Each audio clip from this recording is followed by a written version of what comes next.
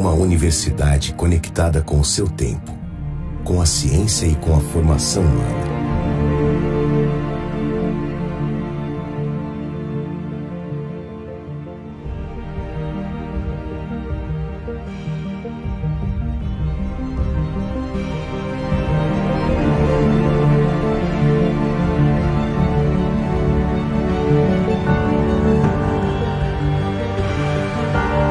A Universidade de Caxias do Sul é uma universidade comunitária que tem como missão produzir, sistematizar e socializar o conhecimento com qualidade e relevância para o desenvolvimento sustentável.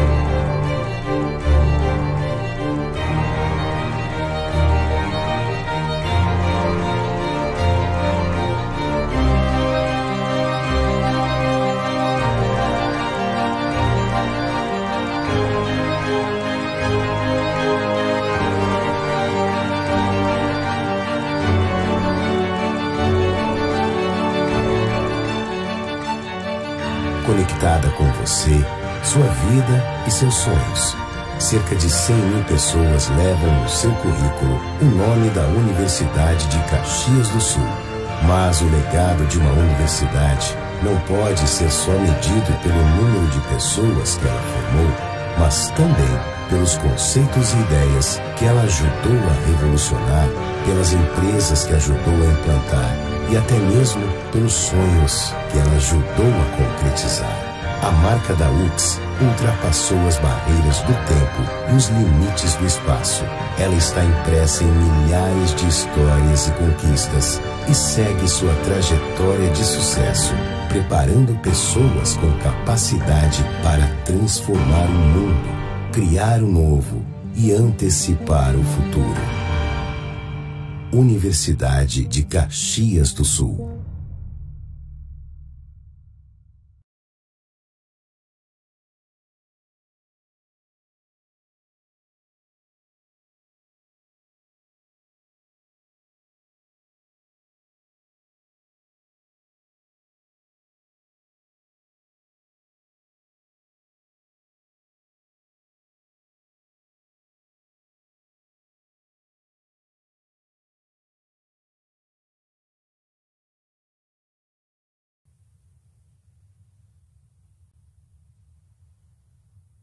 Olá a todos, sejam todos bem-vindos a este 8º Seminário de Tecnologia, Inovação e Desenvolvimento Social. O seminário ele é um ambiente, né, de discussão que visa consolidar alguns aspectos técnicos e científicos ligados à formação profissional e propiciar, né, desta forma, ampliar as competências acadêmicas e também interagir com outras áreas. Nessa 8ª edição, ele já é um indicativo, né, de sucesso que disponibiliza, né, todos os os estudantes uma variedade ali de palestras sobre que complementa a formação de vocês. Eu sou o professor Rocco, eu sou professor da área de computação e também fui coordenador de TCC por alguns anos, e essa palestra, esta sessão, irá abordar exatamente a elaboração de pesquisas estatísticas, já que vários dos TCCs realizam pesquisa científica buscando avaliar situações e fundamentação com base em dados e informações. Portanto, a elaboração de uma pesquisa adequada acaba sendo uma condição determinante, né, para a obtenção de dados acurados e poder, né, por consequência, concluir o trabalho com uma análise adequada e válida. Para essa palestra, então, eu gostaria de apresentar a professora Adriana Spediorin. Ela é mestre em matemática aplicada pela Universidade Federal do Rio Grande do Sul, com especialização em estatística aplicada e graduação em ciências e matemática pela UFRGS. A professora, ela é professora de estatística e matemática em vários cursos da área de exatas, da vida, das ciências sociais e humanas, e principalmente ela presta assessoria estatística pelo NEPAI para toda a universidade. O NEPAI ele é um núcleo de estudos, pesquisa e assessoria estatística que pode ser utilizado para orientar na aplicação, né, de um questionário de pesquisa, avaliar os resultados, né, orientar para que vocês consigam estabelecer um instrumento mais adequado para o propósito do trabalho. Então, de imediato, eu passo a palavra à professora Adriana para que faça a sua apresentação e, na sequência, a palestra. Uma boa palestra a todos. Obrigada, professor Rocco. Boa noite a todos, né? Espero que estejam todos bem, né? Estamos numa fase que é o nosso primeiro desejo. Bom, obrigada pelo convite, né? Eu vim falar algumas coisas, né? Porque pesquisa nunca é nada curto, né? Nunca é um assunto que se encerra.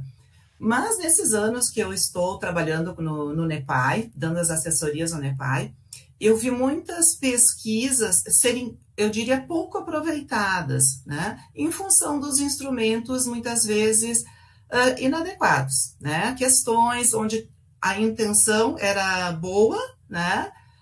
Mas, às vezes, a questão não estava bem elaborada e que punha a perder aquela questão, aquela informação. Então, às vezes, as pesquisas acabavam ficando empobrecidas. Então, a intenção era extremamente boa, né? Eram questões importantes, a pesquisa em si estava elaborada, às vezes uma questãozinha lá que perdia essa informação, né? Então, eu vou colocar para vocês algumas coisas, inicialmente uma fundamentação teórica tudo bem curtinho, né? E depois, assim, algumas dicas na elaboração de questionários, de questões propriamente ditas. E vou falar um pouquinho também sobre os questionários que muito, né, isso aconteceu agora na pandemia, que foram aplicados pela internet, né, e não de forma presencial, tá? Só para, então, a gente organizar, eu vou falar algumas coisas, aí eu dou uma paradinha, vejo se vocês têm algumas dúvidas, algumas colocações, alguns comentários, e aí eu prossigo, tá? E depois, no final, de novo, né, outras dúvidas. Só para dividir um pouquinho, né, a questão do próprio conteúdo, digamos assim, da palestra, tá? Bom, então, né, o professor já falou, né, a importância desse nosso seminário, né, de tecnologia, inovação e desenvolvimento social. Sempre extremamente importante, né, esses nossos encontros. Então, né, o nosso título, TCC nas exatas, boas perguntas, bons resultados. O que eu comentei, né, agora na questão. Então, a gente pode errar, por mais que a gente tenha, né, conhecimento, uma outra escorregada, né, às vezes acontece, mas quanto mais a gente souber, melhor, né? Bom, então, que venha a ser uma pesquisa, tá? Aqui em geral, né? Em linhas gerais, né? Nós não temos um conceito formal, tá? Então, o que é pesquisar, né? Pesquisar é buscar informações, né? Por que eu quero as informações? Porque eu quero solucionar algum problema, tá? Mas nós agora, falando, né, na nossa realidade, né, dentro de uma universidade, dentro de pesquisas, seus TCCs também, nós temos que usar métodos para buscar e tratar as informações, tá? A gente não pode buscar de qualquer jeito, eu acho que é aqui, eu acho que é ali, né? Eu acho que se eu fizer assim. Não podemos ignorar a nossa intuição, tá? Mas a gente tem que ter metodologia para coletar os dados, para tratar esses dados. Como é que a gente vai fazer isso?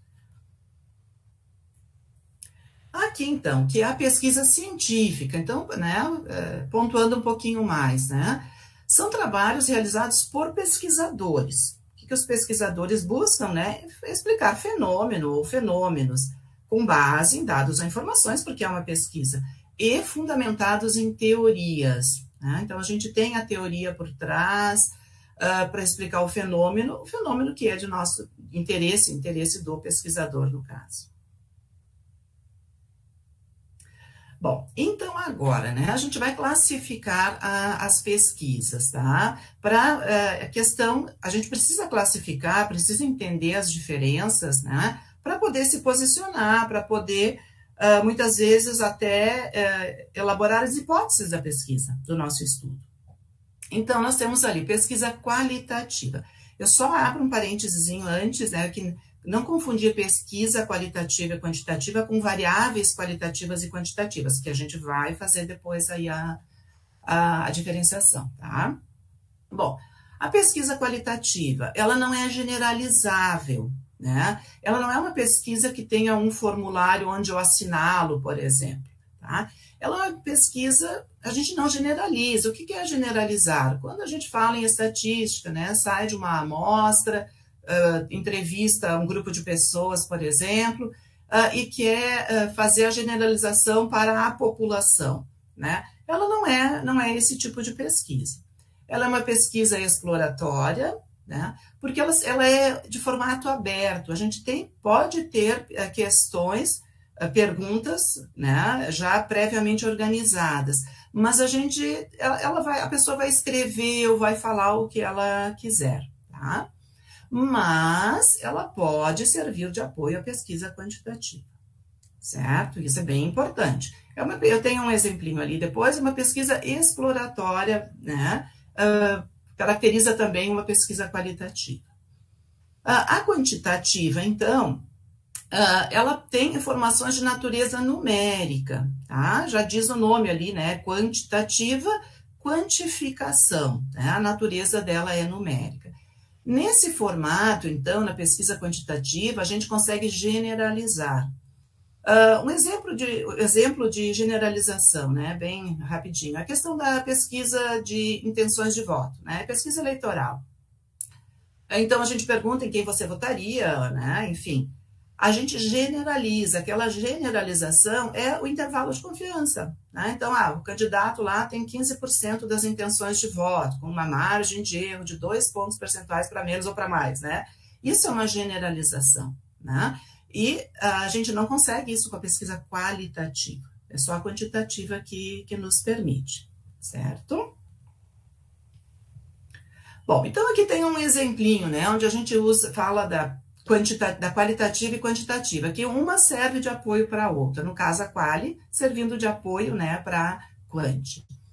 Então, um exemplo. Aqui só coloco para vocês que os exemplos estão bem resumidinhos, né? Não posso escrever toda uma metodologia, mas só para a gente entender, né, a utilização de cada uma, né, das pesquisas. Por exemplo, então, os pesquisadores estão interessados em produzir uma máquina de café que seja adequada a pessoas cegas ou com baixa visão. O que vai acontecer, então, né? Tem que entrevistar pessoas que têm essas necessidades. Então, não se vai entrevistar muitas pessoas, 5, 6, 7, 10 pessoas, né? E é uma entrevista e assim, as pessoas vão colocando o que elas acham. Olha, eu acho que tem que estar numa altura tal, né? Eu acho que o botão não pode ser muito pequeno, eu acho que tem que ter aquele leitor digital, né, no botão, né, enfim, tá? Então, algumas pessoas serão entrevistadas, né, e vão relatar essas suas necessidades. Baseado nisso, então, aí, com essas informações, Agora sim, então os pesquisadores, né, podem criar um protótipo, por exemplo, certo?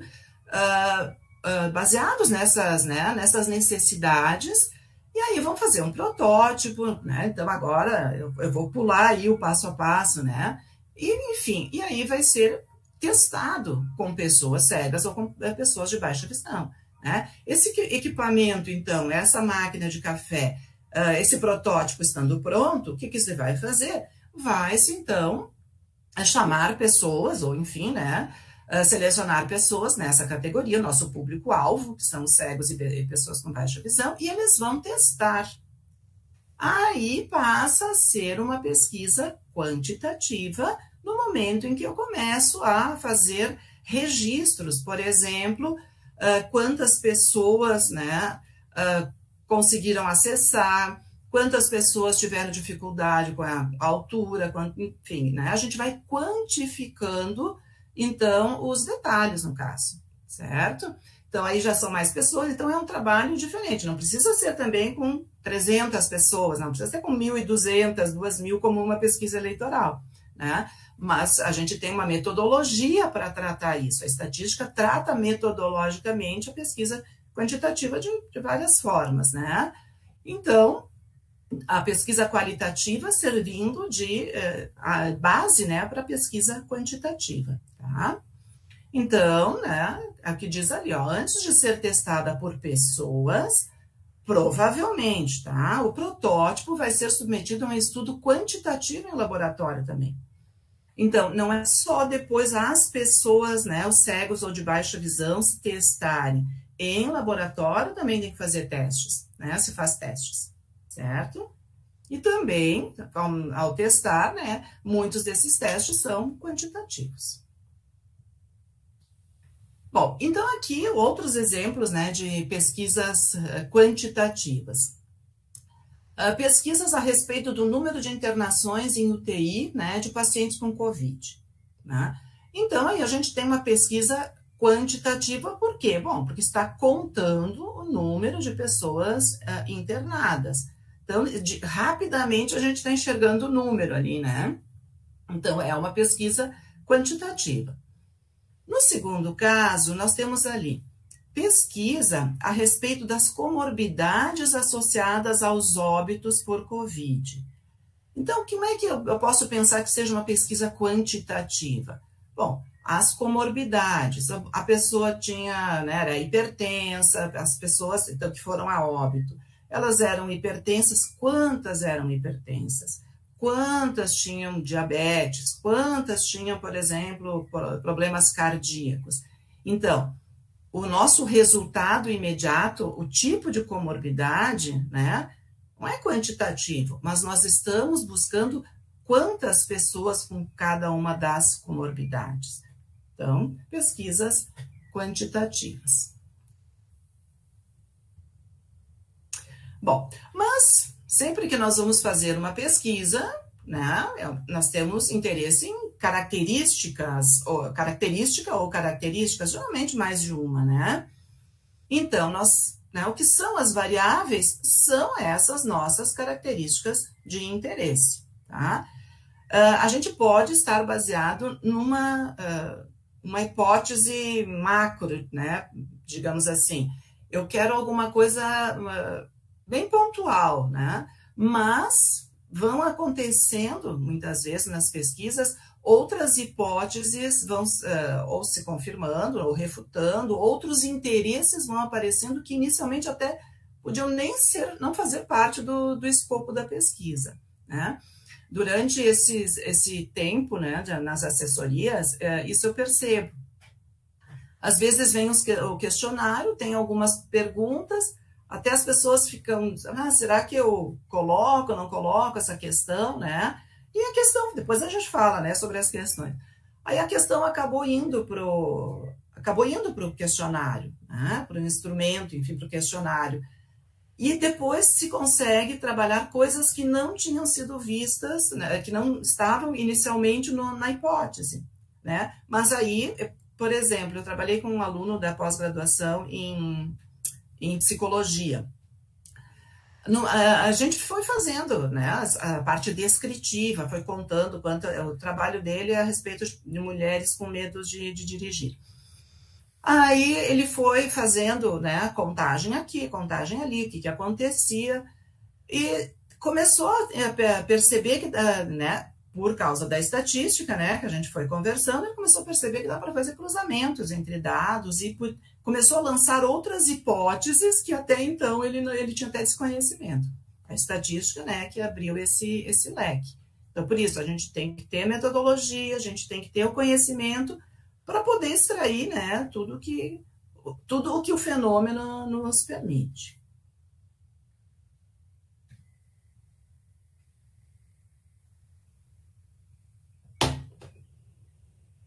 Bom, agora, bem importante, não que o resto não seja, né, mas eu chamo sempre muita atenção. Nas minhas aulas também, eu sempre chamo muito atenção com os tipos de variáveis que nós temos. Então, são características, né, do nosso interesse, tá? Mas o que acontece? A gente classifica as variáveis. Por que classificar as variáveis, né? Só porque uma é número, outra não é, né? O que acontece? Por que nós classificamos? Porque dependendo do tipo de variável, nós temos um tratamento estatístico adequado. Se a variável ali é qualitativa ou quantitativa, nós temos tratamentos diferentes. Nós temos a organização, nós temos gráficos, nós temos testes estatísticos, tá? Então, eles têm diferença entre eles. Então, a gente precisa ter bem claro, né, o tipo de variável, né, com a qual ou com as quais, né, nós vamos trabalhar. E também que relação eu posso fazer depois entre elas. Porque eu posso estar buscando uma variável, um certo fenômeno, busco outra e depois eu não relaciono as duas, eu não consigo. Às vezes eu não consigo pelo formato da minha questão, tá? A questão às vezes está de forma tal que eu só consigo dizer colocar o percentual, eu não consigo relacionar com outras variáveis. Bom, aqui então, tipos de variável, né? A variável qualitativa. Só voltando então aqui, as qualitativas, são qualitativas e quantitativas, depois eu vou abrir cada uma delas. As qualitativas, a gente pode ainda classificar como nominais, ordinais, tá? As quantitativas, discreta, né, ou contínua, tá? Vamos às qualitativas então. As variáveis qualitativas também são chamadas de categóricas, tá? Muita gente fala, às vezes vocês nem encontram essa expressão qualitativa, encontram direto a variável categórica, tá? Bom, a primeira delas, a nominal, tá? Os dados não têm uma ordenação natural, tá? Eles não têm uma ordem numérica, né? Uma intensidade natural nesses valores. Por exemplo, eu pergunto para vocês, né? Qual o esporte preferido? Bom, o meu é o basquete, alguém pode dizer o futebol, né? O outro pode dizer que é dominó, né? Jogar dominó, jogar vareta, certo? Vôlei, natação. Não existe uma ordenação natural, né? A gente pode listar, né? Eu vou primeiro ler o basquete, depois o futebol, depois o dominó, enfim, né? Então, não tem uma ordem natural. Agora, a gente vendo a ordinal, isso talvez fique até mais claro. Na ordinal, como o nome já diz, tem uma hierarquia entre as categorias, tá? Ou então tem uma ordenação, uma intensidade que é inerente, que a gente vai perceber, tá? Por exemplo, se eu falo em escolaridade, então quando a gente vai falar em escolaridade, quantos de nós já não preencheu formulários, questionários, como respondentes, né? Escolaridade, então tem ensino fundamental, ensino médio, ensino superior, dividido, né, da maneira como o entrevistador, né, quem está perguntando, o pesquisador acha adequado, certo? Mas já é natural para nós. Se a gente fosse montar o instrumento, eu já colocaria nessa ordem, né? Uma outra situação, então, agora, um outro exemplo, né? O grau de satisfação com o serviço de telefonia móvel. Quantas vezes, né, a gente não recebe, ou por mensagem, ou ligação, qual a sua satisfação, né, com o seu plano, com o seu banco, então, né, pedem para a gente dar uma nota, alguma coisa, né? Então, se a gente vai pensar agora não como nota, tá? Como grau de satisfação, a gente pode pensar, eu estou satisfeito, eu estou muito satisfeito, eu estou insatisfeito. Existe uma ordenação aí, uma intensidade de satisfação que a gente pode respeitar. Geralmente, a gente respeita do mais, se é um grau de satisfação, do mais fraco para o mais intenso, né? Vou dizer assim, então, muito insatisfeito, né? Insatisfeito, e vai passando até chegar ao maior grau de satisfação, certo? Então, essa é uma variável do tipo qualitativa ordinal. Tá bem? Aqui só uma observação, que vocês podem, nas exatas acontece bastante, né? De a gente falar em variáveis dicotômicas ou variáveis binárias, tá? Então, quando uma variável, né, do caso qualitativa, no caso nominal, ela tem dois resultados possíveis. Ela é dita binária ou dicotômica. Ter dois resultados possíveis, aí tem um exemplo, né, por ali, né, funcionamento de lâmpadas. Se eu estiver trabalhando com a situação, né, estiver fazendo a leitura do funcionamento de lâmpadas, como acende, não acende, eu tenho somente dois resultados possíveis. Se eu fizer a pergunta para alguém se fuma, né, se é o hábito de fumar, ou sobre o tabagismo, e se eu colocar as opções fumante, não fumante, enfim, também é dicotômica. Mas existem situações onde a gente pode dicotomizar uma variável. Às vezes a gente, vamos pensar num jogo, né? Um jogo de futebol, tá?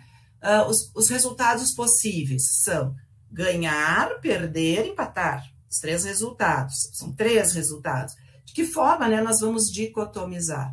Nós podemos pensar, ganha ou não ganha, tá? Então a gente está dicotomizando. Às vezes a gente dicotomiza situações que não, né, originalmente são, para poder tratar os dados depois. Então, o ideal não é já dicotomizar, né? Então, coloca lá, ganha, perde ou empata. Se necessário, muitas vezes a gente dicotomiza. Mas tem que ter cuidado, não é bel prazer, né? Tem que ter um cuidado, porque vai dicotomizar, o que vai, né? Como é que vai lidar com isso. Mas só para vocês entenderem, né?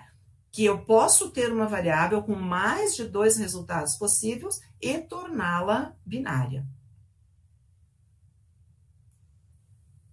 Agora, a variável, então, quantitativa. Então, vocês vejam que agora é variável quantitativa. Então, a variável qualitativa, a variável quantitativa, ambas em pesquisas quantitativas, tá? Que nós aqui, o foco, né, da nossa palestra não é pesquisa qualitativa, que aí daria mais umas 3 horas de conversa, né, a pesquisa qualitativa. Então, aqui o foco vai ser só na quantitativa, tá? Então, a gente, né, resumindo, né, a variável quantitativa é aquela cujos possíveis resultados são números, tá? Bom, então, a variável quantitativa, ela pode ser discreta ou contínua. Tá? Então, vamos a cada uma delas. Discreta, os dados podem ser quantificados por um meio de contagem ou uma enumeração. Né? Eu coloquei ali os parafusos. Bom, uma máquina produziu 300 parafusos, eu conto os parafusos, eu conto o número de pessoas, eu conto peças em conformidade, né? Eu conto, ou então peças defeituosas, né? Eu conto o número de elementos, o número de amostras de água, tá? Então, eu estou falando em contagem, né, de elementos, tá? Por exemplo, ali dos parafusos.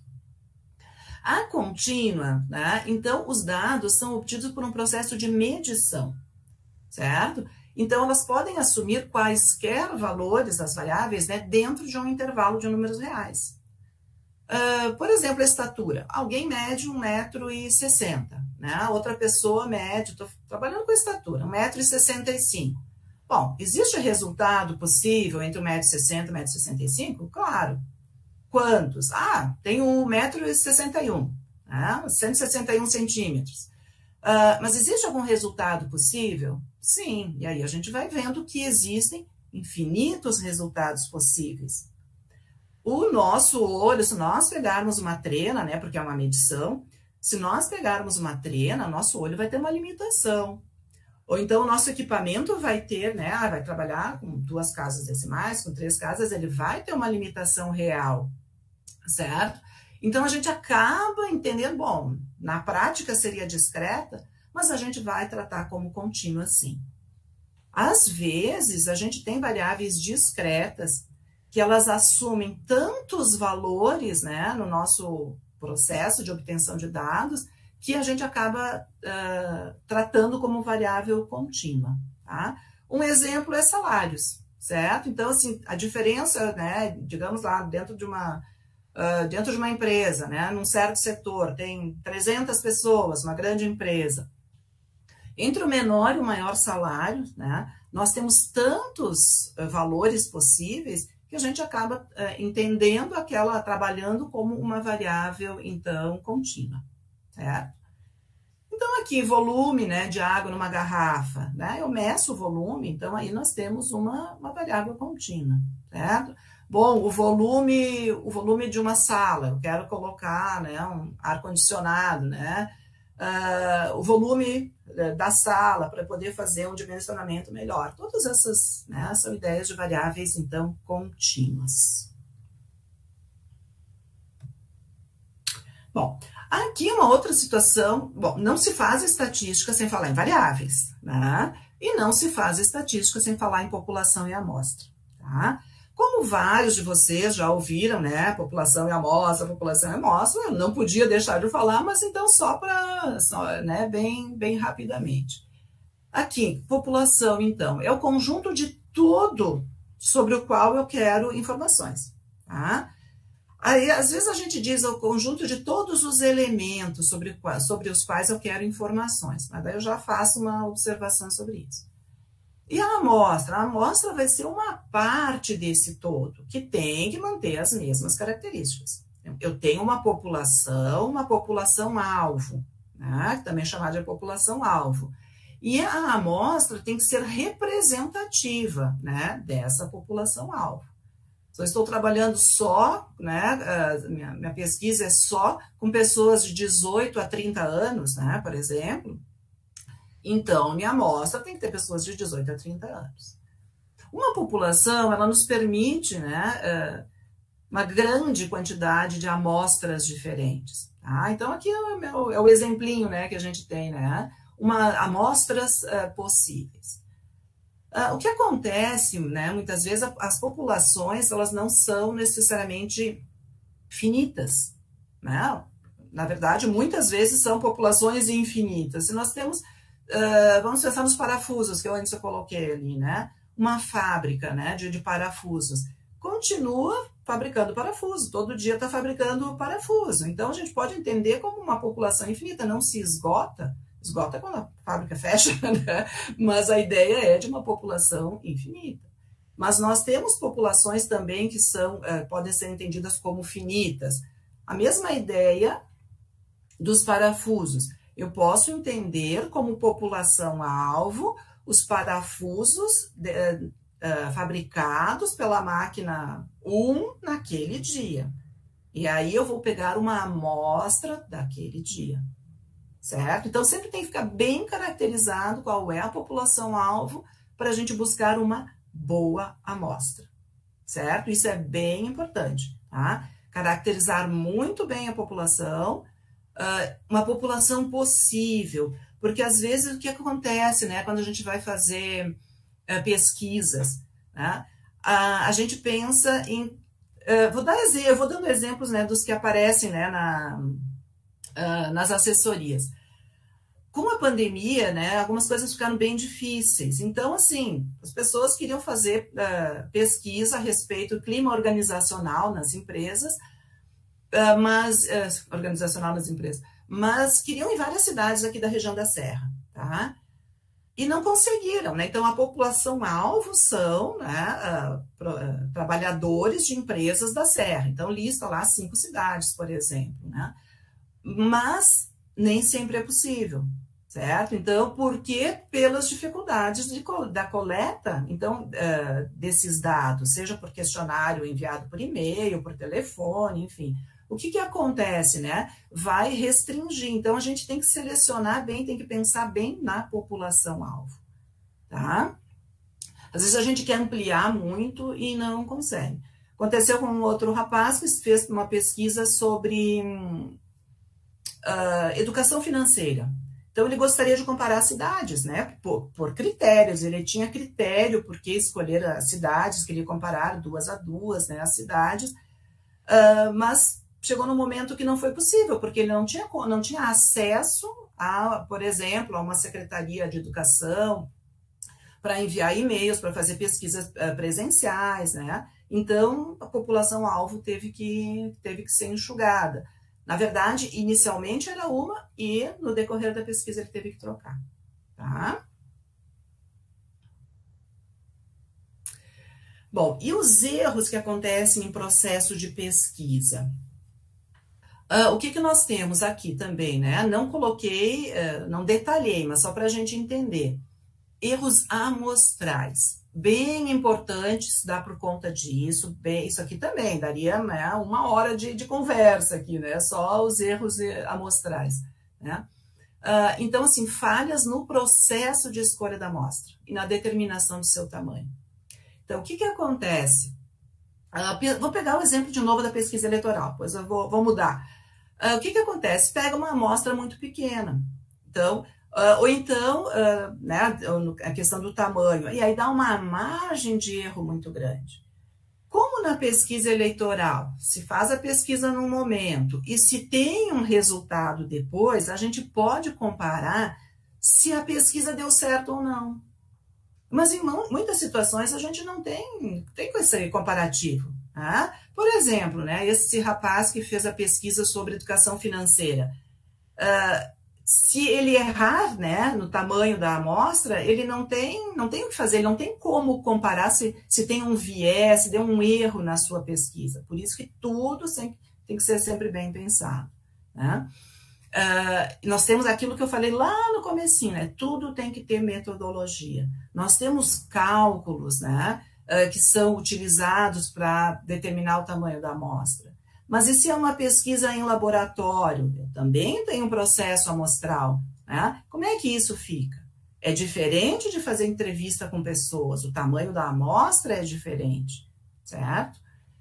E falhas no processo de escolha dessa amostra também, tá? Então, isso acontece bastante. Muitas vezes as falhas de pesquisas eleitorais são por isso, pela escolha da amostra. A escolha da amostra, eu até diria que na pesquisa eleitoral especificamente, às vezes na questão é metodologia, até mesmo nos entrevistadores. Todo mundo diz, eu não conheço ninguém que foi entrevistado em pesquisa eleitoral, né? Eu conheço, meu filho foi. Né? O meu filho mais novo foi entrevistado. E aí ele me contou, né? Já tem isso, sei lá, 6 anos atrás, não lembro exatamente. Aí ele foi pesquisar, então, né, era uma menina, né, enfim, sei, 18, 20 anos, e ele não tinha muito mais do que isso, ele estava na faculdade também. Aí ela fez as perguntas que ela tinha que fazer e ficou batendo papo com ele. Mas durante as perguntas, ela já foi colocando a opinião dela. Ele foi justificando por que ele escolheria o candidato A, não escolheria o B, e ela foi compartilhando também a opinião dela. Isso é um erro, não pode, né? Então, assim, falha não necessariamente na escolha da amostra, mas na metodologia de obtenção dessa amostra, tá? Ela não deu o telefone para ele não deu o telefone para ela, né? Ficou só na pesquisa. Bom, então, assim, bem importante, tá? Nós teríamos outros itens para falar aí, mas, enfim, só para vocês ficarem atentos, né? Quando for o caso, quando forem selecionar a amostra, para que seja sempre bem pensada, para que não tenha erro, para que não tenha viés, muitas vezes, né? Tá? E as questões do questionário, que a gente vai trabalhar logo em seguida, né? Que vocês vão ver logo em seguida, essas questões também provocam viés. Que é o que diz agora não amostrais esses vieses, né? Esse viés, né? Um questionário mal elaborado. Aqui eu falo mal elaborado, não é por má vontade que as pessoas elaboram errado, né? Muitas vezes é por desconhecimento, tá?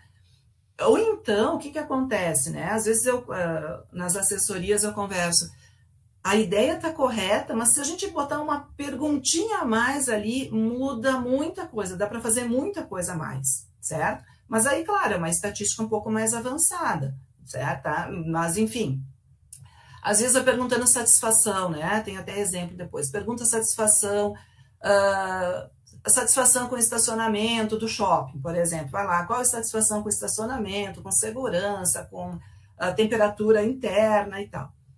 E se no final a gente botar lá qual a sua satisfação geral, nossa, aí dá para fazer mais um monte de coisa.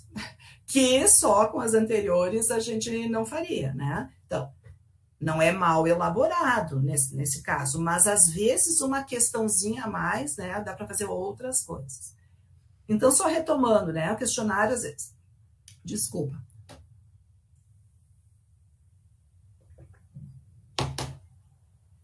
Um questionário mal elaborado, não intencionalmente, tá? A mesma coisa no uso incorreto de escalas de medição. Eu falei pesquisa de satisfação, né? Então, sempre tem uma coisa, eu uso quanto? Eu uso 4 pontos, eu uso 5, 6, 7, 10 pontos, eu pergunto com número, né? Então, às vezes, o uso incorreto leva também a alguns erros. E a aplicação incorreta do instrumento, né? Por exemplo, a gente pode, digamos que esse instrumento seja um questionário, né? As pessoas podem responder sem ter o aplicador, né, junto, ou ao contrário, né? Alguém pode estar junto esperando ela preencher. Isso acontece também, né? Não em tempos de pandemia, tá? Em tempos de pandemia, tá tudo muito diferente. A gente não pode ir para a rua fazer, aplicar questionários, né, ao vivo, né, pessoalmente, tá?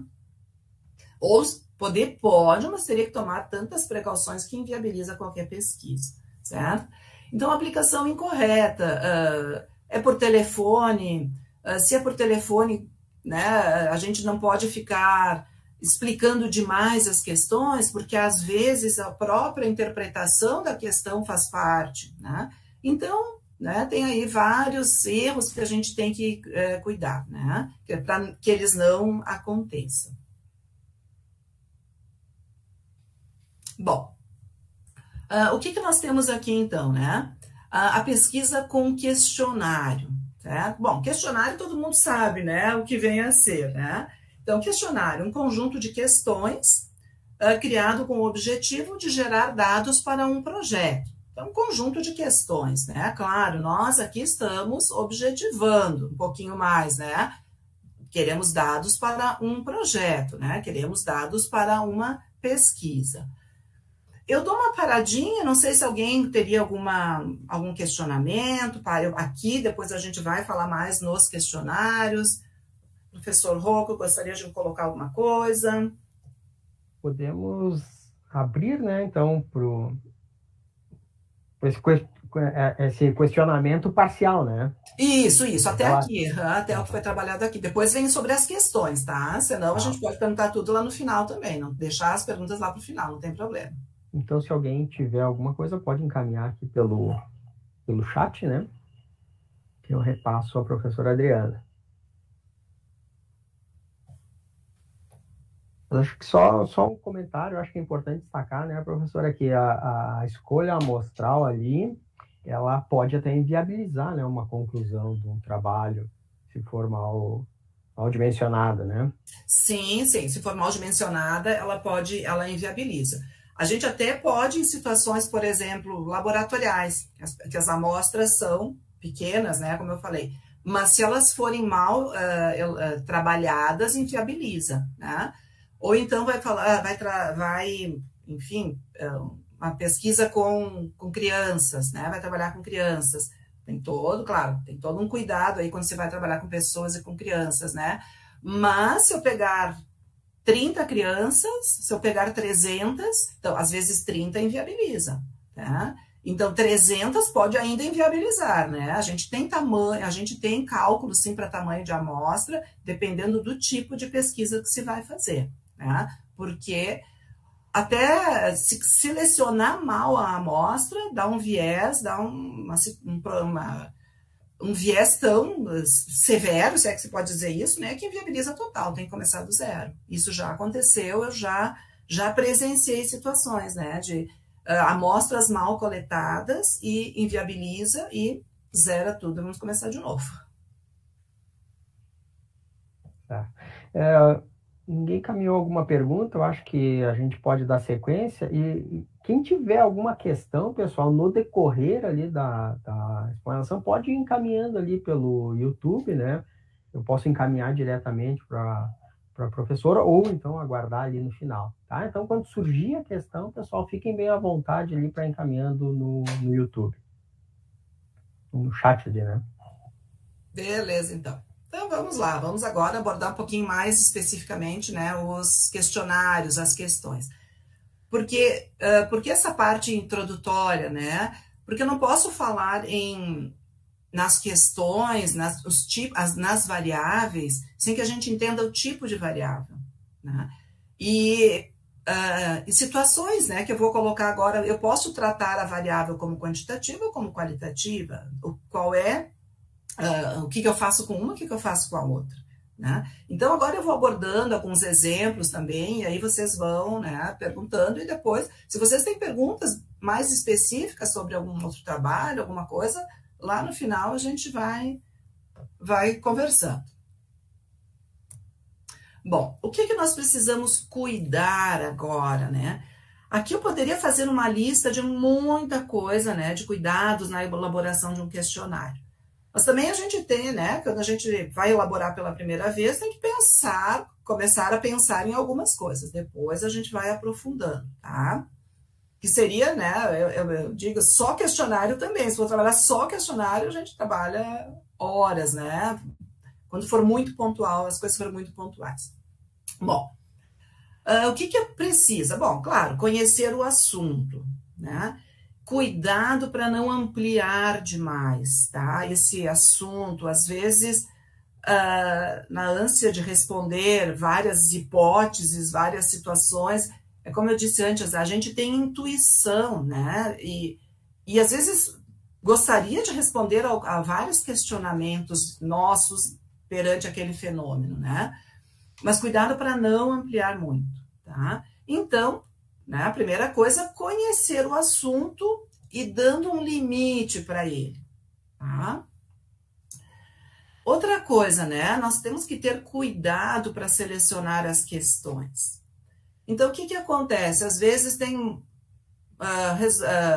começa lá, por exemplo, o perfil sociodemográfico. Então, geralmente a gente pede para as pessoas não se identificarem, tá? Então, perfil sociodemográfico, aí pergunta a idade, né? Pergunta gênero, faixa de salário, onde mora, escolaridade, se mora com os pais, se tem filhos, e aí vai um monte de questões. Eu preciso de tudo isso para poder, né, resolver o meu problema, para levar adiante a minha pesquisa, né, resolver as minhas hipóteses, né, ou refutar ou aceitar, né, as hipóteses. Então, a gente tem que ter ali um cuidado para não se estender demais, que é o que vem ali, né, no nosso terceiro item, tá? As pessoas ficam muito incomodadas, né, em questionários muito extensos. Inclusive, se a gente faz no papel, tem que cuidar no papel para a gente deixar um layout bem bom, assim, uma aparência boa, porque se a pessoa vai pegar o papel e responder, abro parênteses, não está acontecendo isso em tempos de pandemia, né? Fecha parênteses. Então, tem que ter um layout bom, né?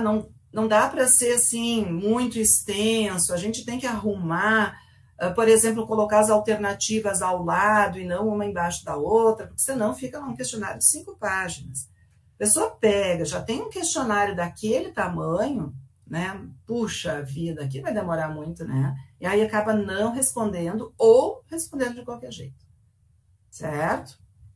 Então, cuidado ao selecionar as questões, para que essas questões também não sejam questões delicadas, né? As pessoas ficam constrangidas, né? E não dá, tem que ter um cuidadinho, né? Eu brinco, né? Em aula, às vezes eu pergunto, né? Se eu vou perguntar para vocês, na frente de outras pessoas, né?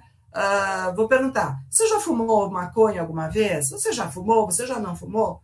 Aí, primeiro, né? O que acontece?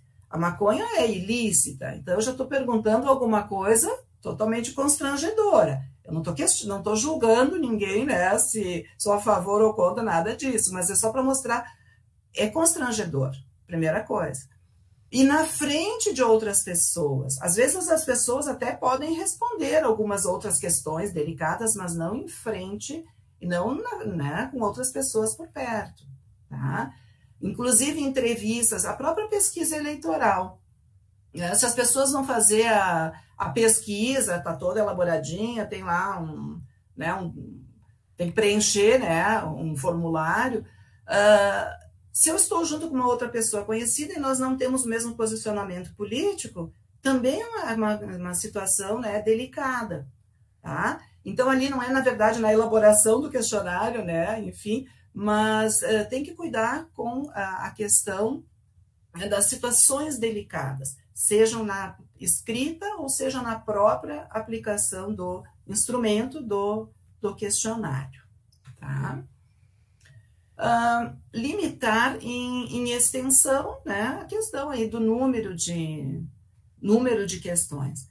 Já trabalhei, né, um aluno que chegou, acho que, se eu não me engano, tinha 4 páginas, né, o questionário.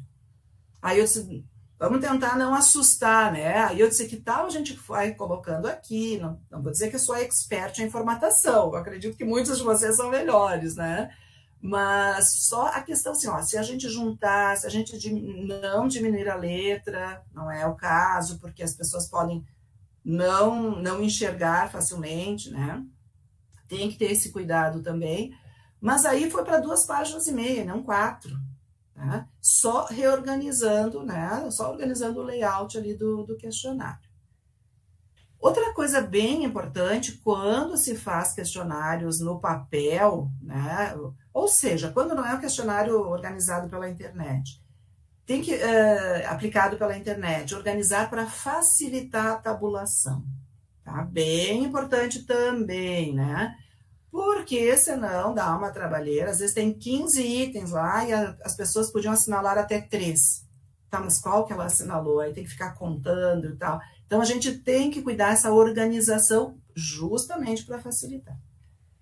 Alguns podem estar pensando, mas para que papel, né? Se a gente faz pesquisa no papel ainda se faz pesquisa no papel, tá? Não é só pesquisa online. Por quê, né? Online não, pela internet.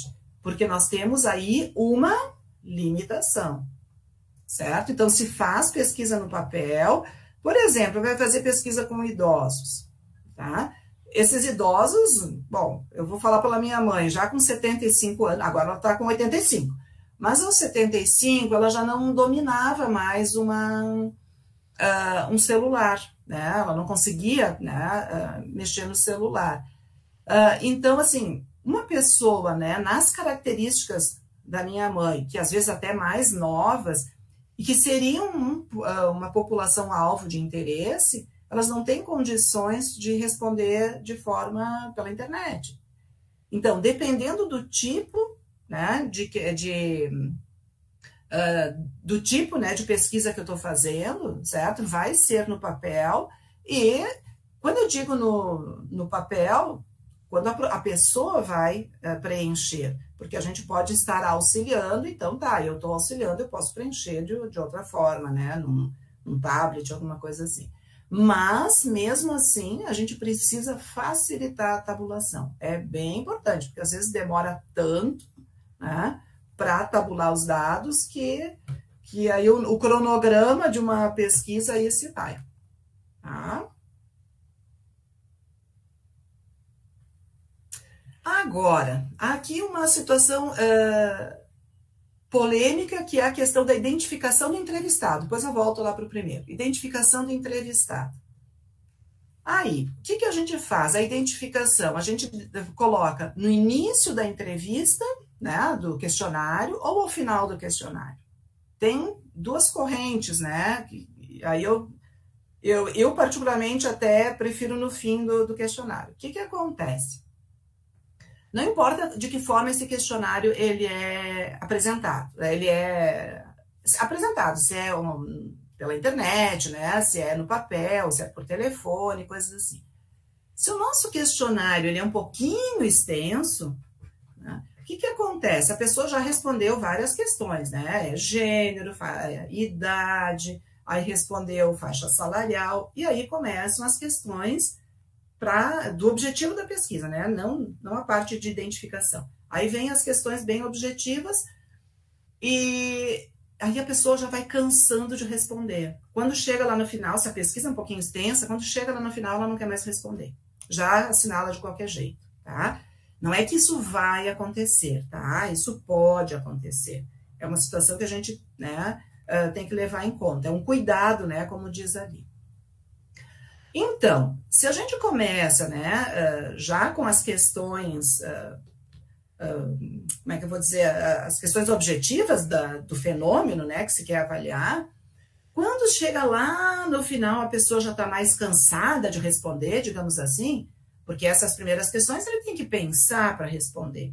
Quando chega lá no final, ele não tem que pensar, né, a faixa salarial, a cidade que ele mora, a idade, então ele não precisa, então ele não responde de qualquer jeito as últimas, certo? Se for ao contrário, pode acontecer de ele responder de qualquer jeito, certo? Então, assim, eu vejo as duas correntes. Eu, particularmente, prefiro a identificação do entrevistado ao final, mas isso, eu sou de uma das correntes, a outra diz que tem que ser no começo, né?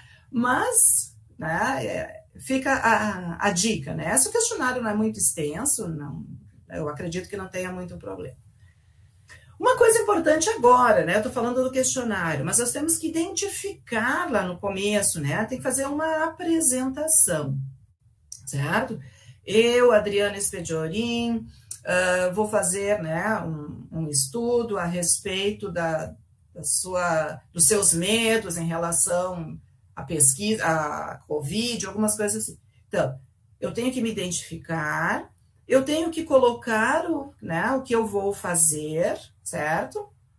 O porquê da pesquisa, a instituição, no caso, né, se vocês estão fazendo uma pesquisa para os seus TCCs, eu, fulano, fulana, aluno, aluna, né, estou fazendo, né, uma pesquisa, enfim, sou aluno da Universidade de Caxias do Sul, certo? Não esquecer de agradecer a participação e também, né, colocar que a pesquisa tem fins, né, didáticos e se ela vai ser publicado ou não, tem que ter aí, né, um cuidado, porque pode sim ser publicada, né, tá fazendo trabalho que depois será publicado, né, e garantir o anonimato, tá? Muitas pessoas só vão responder se tiverem a garantia do anonimato. Então, em momento algum, precisa perguntar o nome da pessoa, né, nome, endereço de e-mail, né, quando a pesquisa, então, agora for pela internet, aí também tem que prestar atenção nisso, tá? Tem que prestar atenção porque, de alguma forma, a pessoa pode ser identificada por seu e-mail, né? E ela não deseja, tá? Então, aí tem que ver como é que procede com isso. Mas a identificação de quem faz, então, explicar, né? Dizer que tem garantia, ou se né, que vai ter garantia do anonimato, que será, e agradecer, né, essa é uma gentileza, né, fica bonito. Na verdade, todo mundo gosta, né, de quando as coisas são de forma educada, tá, e explicadas. Bom, feito um questionário, né, elaborado um questionário, a gente não pode deixar de fazer o pré-teste, isso é bem importante. E às vezes não, muitas vezes as pessoas não fazem. Então, o que acontece? Elaborei um questionário, eu peço para algumas pessoas que são adequadas ao meu público-alvo, porque às vezes, né, eu digo assim, em tempos de pandemia, algumas coisas a gente foi adequando, né? Então, pessoas que não conhecem o trabalho que a gente está fazendo, mais especificamente, mas que possam responder, né? E a gente fica observando essas pessoas, elas estão conseguindo responder, elas têm dúvidas, elas não entendiam a questão, né? Então a gente faz um pré-teste. Ou então, se a pessoa deixou em branco, por que ela deixou em branco aquela questão? Tá? Ou então a gente pedia assim, assinalar, né, pela internet, assinalar até 3 itens, a pessoa assinalou 5. O que aconteceu? Né? Então a gente tem que fazer um pré-teste. Faz o pré-teste, verifica se tem falhas, né? Se tem coisas a serem ajustadas. Se tem coisas a serem ajustadas, faz o ajuste, aplica um novo pré-teste. Tá? Não tem nada a ajustar, então, ok, né? Aplica a pesquisa, né? Envia o questionário como tem que ser feito. Se lá no primeiro pré-teste já estava tudo, né, afinadinho e nós não temos mais nada para arrumar, aqueles primeiros, se forem compatíveis com a população-alvo, né, se for elementos, né, da população-alvo, pode usar como, então, já a parte, né, do seu questionário, da sua pesquisa. Tá?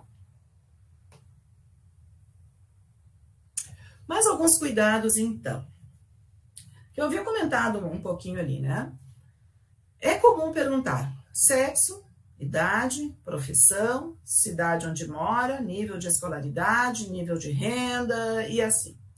Não façam essas perguntas se isso não for necessário, tá? Não vai usar para nada.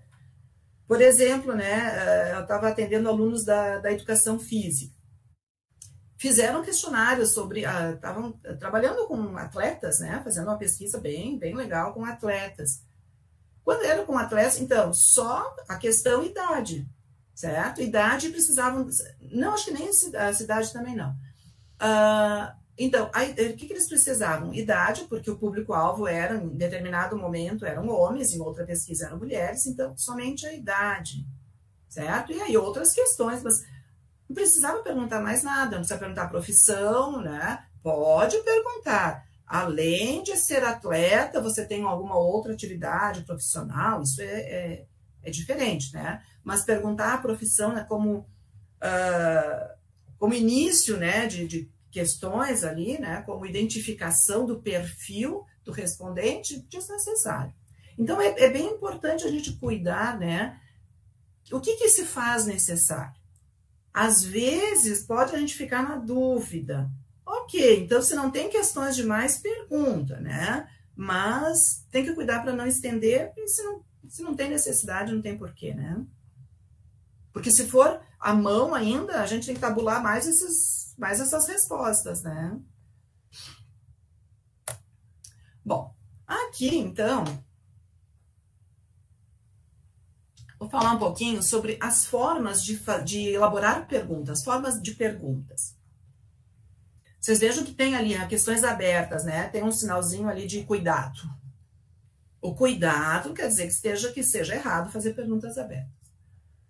Questões abertas, então, elas não sugerem qualquer resposta, tá? As respostas são dadas pelas palavras do respondente, certo? Então, por exemplo ali, para que time de futebol você torce? A gente vai pensar, bom, ele vai botar o nome de um time ali, né? Daqui a pouco a gente está pensando, né, em times nacionais e alguém responde um time internacional. Ou alguém, para que time de futebol você torce? Eu torço para aquele que ganha, né? Ou então eu torço para o mesmo que o meu pai. Então, escrevem coisas. A questão aberta, ela dá margem a isso. A pergunta mais simplinha, né? Qual a sua bebida preferida? Que quem foi meu aluno, né? Eu pergunto sempre, qual a sua bebida preferida? Uns podem colocar água, outro água com gás, outro água gelada, outra água sem gás, água, enfim, né? Água morna, não sei, né?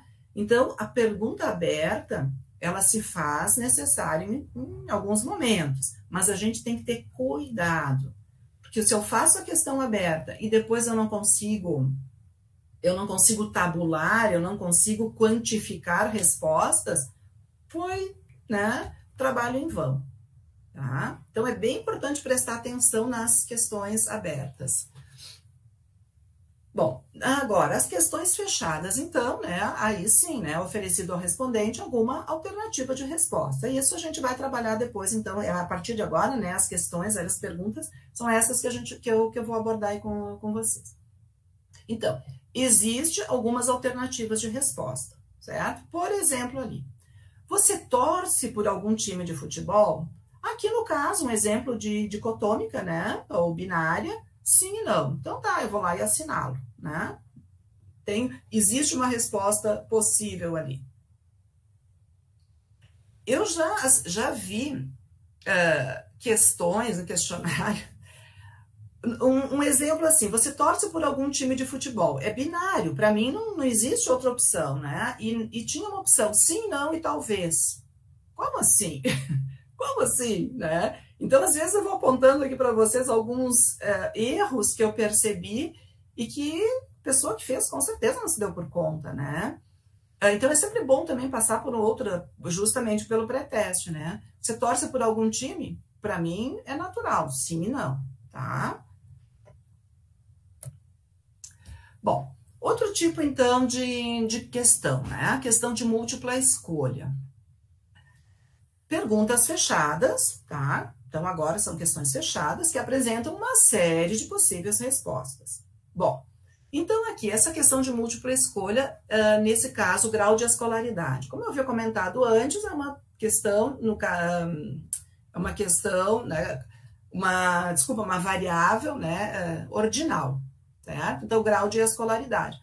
Ok, quem olhou primeiro lá, ensino fundamental incompleto e está com o ensino, né, superior completo, já vai procurar a sua resposta quase que imediatamente ali, né? Já sabe o caminho. Bom, nessa questão, ok, bem tranquilo depois de trabalhar, né? O respondente opta por apenas uma resposta, tá? Então, eu tenho 300 respondentes, certo? Eu posso ter aí 300 respostas, né? No máximo, se alguém não deixar em branco, né? Eu tenho 300 respostas. Mas a questão de múltipla escolha, a gente pode assinalar, né, mais itens, mais respostas. E aqui a gente tem que ter cuidado. Não quer dizer que não se faça, mas né, tem que cuidar ao se fazer, até mesmo assim, para não inviabilizar alguma informação que a gente quer. A pergunta: qual sua fonte de informações, né, a respeito da pandemia? Pode assinalar até 3 opções, tá? Então, amigos, jornal, TV, Facebook, enfim. E depois vem lá um outro e uma questão aberta, qual esse outro, tá? Então, assim, tem que ter vários cuidados. A própria questão de pode assinalar até 3, certo? Se a gente dá o papel para a pessoa, né, responder, esse até 3, muitas vezes as pessoas assinalam todas, tá? Se a gente faz né, pela internet, a gente pode limitar, então isso é bom, tá certo? Mas aqui nós temos 300 respondentes, podemos ter aí muito mais de 300, podemos ter 450, 500 respostas, certo? A gente chama então de respostas múltiplas. Com as respostas múltiplas, quando a gente vai tratar os dados, fazer testes estatísticos, nós temos uma limitação, certo? Então, a gente tem que ter cuidado. Mas como é que eu posso fazer isso, né? Dependendo do objetivo do trabalho. Qual sua fonte de informações, né? Qual as suas fontes de informações a respeito da pandemia, né? Poderia perguntar diferente, né? Enfim, com que frequência você, né, busca informações com amigos, em jornal, em TV, que daí vai perguntando um por um dos itens, se necessário, tá? Não quer dizer que o que está aqui seja errado, perguntar dessa forma, não é isso, é só tem que ficar atento para que a gente não tenha problema depois com as análises estatísticas, cruzamentos de dados, tá? Então, ali, né, e a última, qual? Qual a outra fonte, né? A outra fonte vai ser uma questão aberta. Se eu estou fazendo lá uma pesquisa, né, apliquei para 500 pessoas, certo? Se eu vou ter esse qual, posso ter lá a resposta para as 500, respostas diferentes. Eu tenho como tabular isso? Isso me interessa? Se eu tenho como tabular, se eu preciso dessa informação, ok, eu vou trabalhar isso, não tem problema. Mas é isso que a gente tem que pensar antes. Eu vou ter perna, né, para continuar a tabular aí 500 respostas que podem ser diferentes, né, 200, 300 diferentes entre si, tá? Então tem que ter esse cuidado aí com as questões de respostas múltiplas. Então, né, eu falo ali, né, nesse exemplo, o respondente pode optar por mais de uma e tem junto uma questão aberta. Muito bem. Agora, qual o seu grau? Um outro tipo de questão que a gente pode fazer em bloco, né? A gente pode montar em bloco. Então, qual o seu grau de satisfação com os seguintes itens, né? O seu grau de conhecimento, às vezes a gente pode perguntar conhecimento, qual o seu grau de conhecimento, e ele lista ali uma série de informações. Então, está sendo feita uma pergunta, qual o grau de satisfação? Atendimento no estacionamento, agilidade no atendimento das bilheterias, cordialidade. Claro, está de 1 a 5, mas eu tenho que dizer o que é o 1, tá? Muito insatisfeito, até 5, muito satisfeito. E também a pessoa pode não opinar, né? Ela pode não ter usufruído de alguma coisa, digamos, né? Foi para um show, antes da pandemia, foi para um show, né? E aí perguntam sobre pontos de vendas de alimentação. A pessoa não usou, então não tem opinião, tá? O que acontece? Alguns perguntam assim, mas eu devo colocar o muito satisfeito por primeiro ou muito insatisfeito? Existem estudos que mostram que não faz diferença. Não, primeiro a gente coloca o muito bom, o ótimo, depois o muito bom, porque a pessoa pode se influenciar. Se a gente começar com o ruim, médio, bom.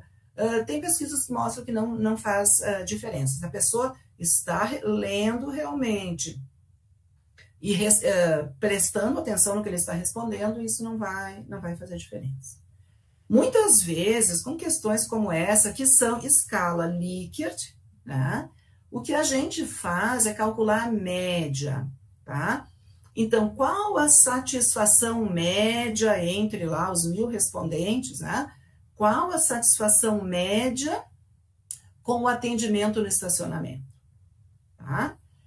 Se isso for acontecer, se tiver que calcular a média, cuidado para não atribuir nota para quem não tem opinião, certo? Porque às vezes as pessoas colocam como 0. Não, atendimento no estacionamento. Está satisfeito? Essa pessoa deu como se tivesse dado nota 4, a outra nota 3. Aquela pessoa que não respondeu, né, não tem opinião, não usou, a gente não pode atribuir nota, tem que cuidar isso, tá? Então, aqui são questões em bloco. Facilita, né, esse tipo de formato facilita até para deixar o questionário um pouco menos extenso, que às vezes pode acontecer. Aqui, às vezes a gente não tem perguntas necessariamente, tá? A gente tem afirmações, né? Que é aqui, ó. Sinto-me valorizado em meu ambiente de trabalho. Então, lá, discordo totalmente, então na mesma intensidade, certo? Se tiver lá, prefiro não responder, então não coloca nota para ele, tá? Não dá valor, né? Nesse exemplo, então, foi usada a escala Likert, né? A gente chama a escala Likert. Cuidado com questões negativas, certo? Ali, por exemplo, continuando a ideia, né, aqui do sentimento dos profissionais, né? Então, cuidar com questões negativas. Não recebo salário compatível com minha função. E aí tem que concordar ou discordar. Então, não recebo salário compatível, eu concordo totalmente, por exemplo. E se eu discordo totalmente, atrapalha muito, tá? A quem vai responder. Então, tem que cuidar com as questões negativas. Mas não quer dizer que em alguns instrumentos validados, elas não existam. A gente tem que ter cuidado. Tá? Então, existem instrumentos, existem questionários que já são validados. Tá? Por exemplo, né, na área da psicologia, quando vai medir depressão, tá? Se a pessoa tem depressão ou que nível de depressão tem. São questionários validados. A gente não pode criar um questionário e dizer nós, sem validarmos, não, que nós não possamos criar. Nós vamos estudar, nós vamos pesquisar, isso em qualquer área. A gente pode usar o questionário, certo? Mas ele vai ser validado. A gente pode validar, aí tem todos os passos para acontecer essa validação, mas tem que ter um cuidado. E questionários validados, alguns têm, sim, questões negativas, mas quem vai trabalhar já sabe, tá? Questões tipo ranking, né? Também acontece. O respondente ordena as alternativas de acordo com a escala. Então, ali só tem que cuidar para não se atrapalhar. O que é, né? O 1 é o mais importante. Esse é o primeiro lugar, segundo lugar. Então, né, são questões do tipo ranking, tá? Tem que ter um cuidadinho na hora de fazer a tabulação, fazer a organização dos dados, é um pouquinho mais atrapalhado, assim, tem que ter mais atenção quando a gente faz isso, tá? Um exemplo aqui, né? Quais os atributos são mais importantes na hora de você escolher um smartphone? Tá? Eu vou escolher, né? Isso aqui eu coloquei, isso aqui foi meu, né? A primeira coisa que eu coloquei foi o 1, o resto eu botei aleatório, né? A primeira coisa que eu olho é o preço, certo? Então, para mim, a coisa mais importante é o preço. Depois eu vou ver se é a memória, se é o desempenho, se é... Mas, né? A gente coloca na ordenação, então, né? Individual. Vocês viram que de 1 a 5, e aqui tem 5 itens, tá? Eu posso perguntar, os 3 primeiros, mas eu tenho 7 opções, aí complica, tá? Então, se eu tenho as 5 opções, a pessoa vai botar de 1 a 5, tá? Vai classificar ali, vai ranquear, né, de 1 a 5.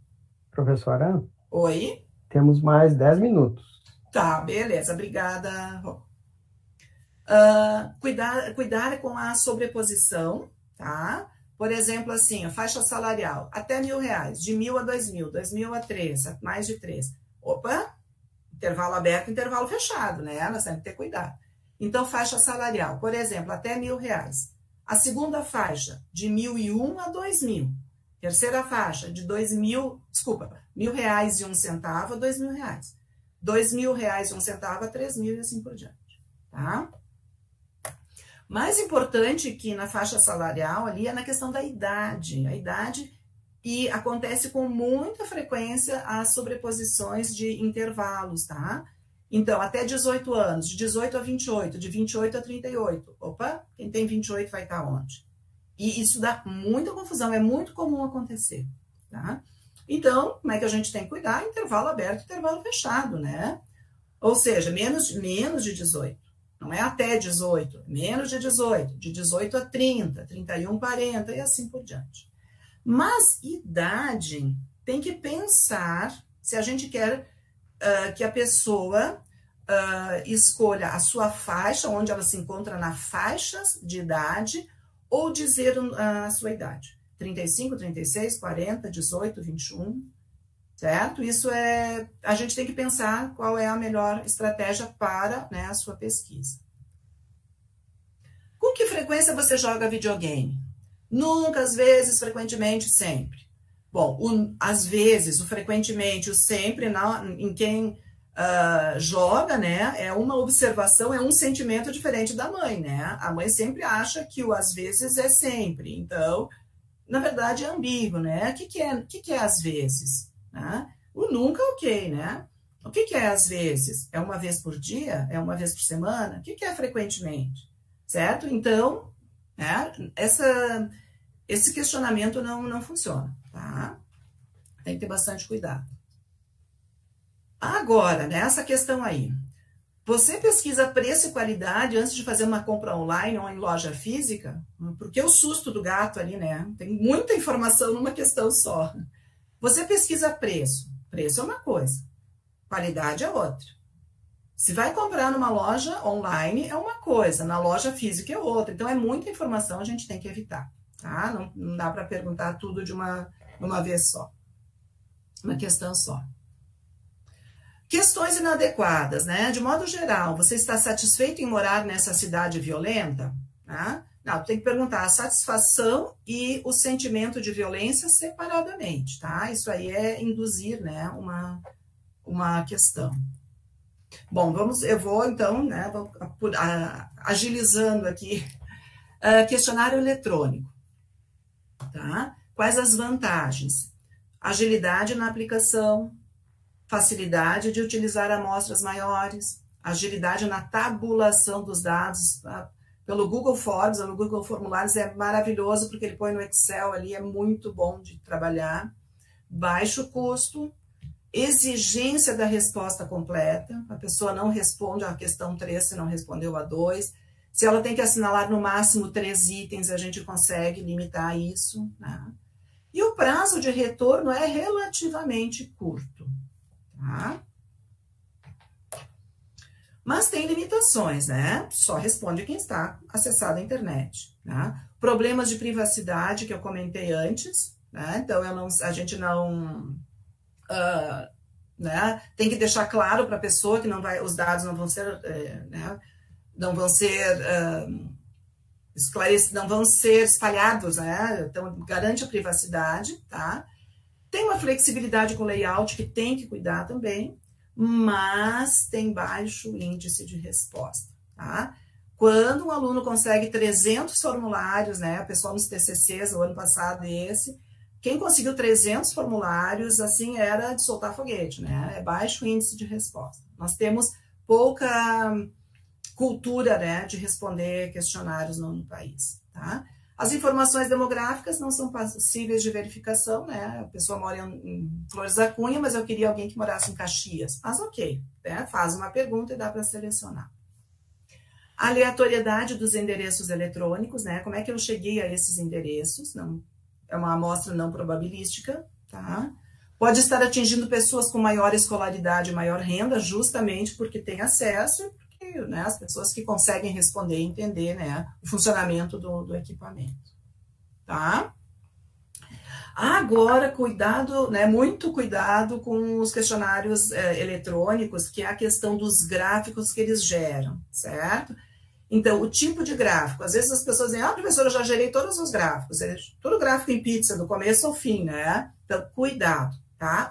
Os gráficos têm que respeitar os tipos de variáveis que eles representam, certo? Então, eles têm que cuidar. Se a variável é qualitativa, nominal, ordinal, então não pode ser tudo gráfico em pizza, certo?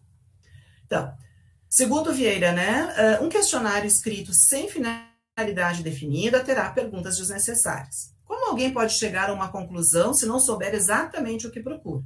Os participantes da pesquisa perdem tempo respondendo a perguntas inúteis e você, o pesquisador, perde tempo e dinheiro porque investirá um trabalho inconclusivo. Por isso que a gente está aqui, né? Para poder, né, fazer sempre o melhor. A gente vai, de vez em quando, vai errar, vai acontecer alguma coisa, mas, né, a gente sempre pensar, né, no que está sendo perguntado, elaborando aí um questionário. Muito obrigada, então. Fico disponível, então, agora para as questões. Eu sei que eu falo bastante, né? Eu tinha um monte de coisa para falar, mas tudo bem. A gente abre outra oportunidade, né? Quem sabe, né? Um outro momento, uma outra palestra, enfim. Professor Rocco, eu estou no limite do meu tempo. Com certeza. Mas vamos abrir, então, para uma ou duas perguntinhas, que ainda temos um tempo, que depois nós temos a aula inaugural, né? Certo. A palestra de abertura, aliás. Então, quem quiser encaminhar. Só lembrando, pessoal, o formulário de presença está colocado, ele está fixo ali, né? E vocês têm que colocar o código da palestra, que também está indicado ali, para validar a presença na palestra.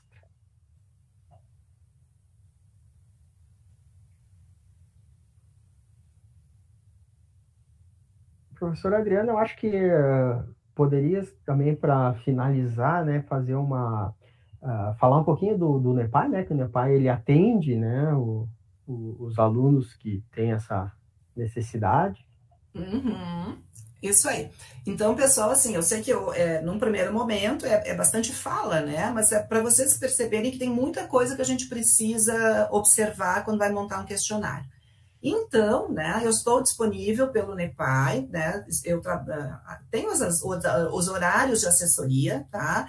Então, eu ajudo na questão da montagem do questionário, né? No tratamento dos dados, nos testes estatísticos, né? Enfim, toda a parte de estatística que precisar, que está ao meu alcance, né? Eu tenho essa disposição para vocês, tá? Então, são horários, agora estão acontecendo de maneira síncrona, certo? Então, vocês entram no ambiente, segundas, terças e quintas, tá? Vocês entram no ambiente, a gente conversa, e depois as análises eu estou fazendo fora desse horário para não demandar muito tempo, né? Mas é uma aula ali naquele momento, como se fosse uma aula, a gente conversa, vê o que precisa, eu posso indicar bibliografias também, muitas vezes, né?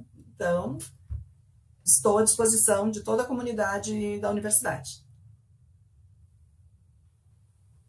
Acho que é importante, né, esse espaço ali no NEPAI para que os trabalhos de conclusão, em especial, né, eles sejam feitos com instrumentos adequados e, principalmente, né, que se possa fazer uma análise válida, né, ao final do trabalho. Isso aí. Então, agradeço a explanação da professora Adriana, agradeço a presença de todos, e lembrando que agora, às 8 horas, nós temos a palestra de abertura do simpósio. Tá? Obrigado pela presença de todos e muito boa noite. Agradeço a todos, professor Rocco também, né, pela atenção e me bota à disposição sempre. Eu sou muito entusiasta da estatística, né, deu para ver, né, falo bastante, mas obrigada pelo convite e eu, né, no que precisar, estou aí. Boa noite a todos, boa palestra. Não poderia assistir a palestra porque eu tenho aula em outro curso, né, curso das Ciências Sociais, mas boa palestra para todos.